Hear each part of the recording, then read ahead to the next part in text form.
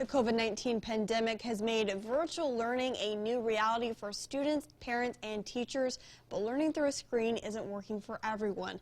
Good evening, I'm Kylie Thomas. As local reports show a rise in failing grades, now an area school district is asking struggling virtual students to return to the classroom, but one family feels that they're being pushed against a wall. For Josie Johnson, she felt enrolling her kids in Cameron's virtual school was the best option for her family. If my kids get COVID at school, I could be risking taking it to our residents. She and her husband are healthcare workers working at a local nursing home. The family, taking the virus seriously, wants their 5 kids ranging from 5 to 13 to learn online, but they're falling behind. My oldest is doing pretty good with the Chrome, but without her, we'd be completely lost. Me and my husband, neither one have a clue what to do. They aren't tech savvy, so parents rely on Trina, their oldest, to help with her younger siblings' online classes. But they just aren't getting it. They never really had got on computers before, so I had to help them with that.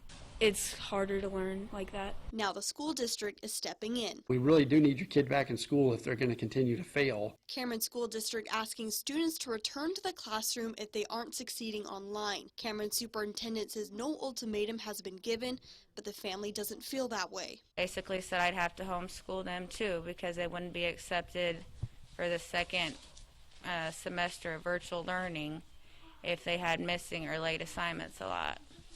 Which they did because we don't know how to do it without my 13-year-old. And that was kind of one of those things that when we first put this out there and told people that we were going to have virtual is you really needed to have a background on how to be able to actually, log into computers, log into the programs, do those different pieces because there is no other way we can do it. The Johnson family is a perfect storm of why virtual learning can be so challenging, but educators say they aren't the only ones. This is not an isolated incident. There are many families within our communities across the state and across the nation that are dealing with this dilemma of figuring out how to keep their children safe while also keeping their children educated. The president of St. Joseph's National Education Association says Cameron is within their right to suggest the family homeschools, but it might not be the best option. That is very much a independent, guided learning model that if the family is already having some difficulties with online education, that the homeschool model may not be the best fit for their family. They try to suggest us to send them to school. They thought was the best option for our kids. To us, that's not the best option to our kids. Cameron Superintendent says in the summer, the district asked virtual families to have a background in technology before enrolling in online learning.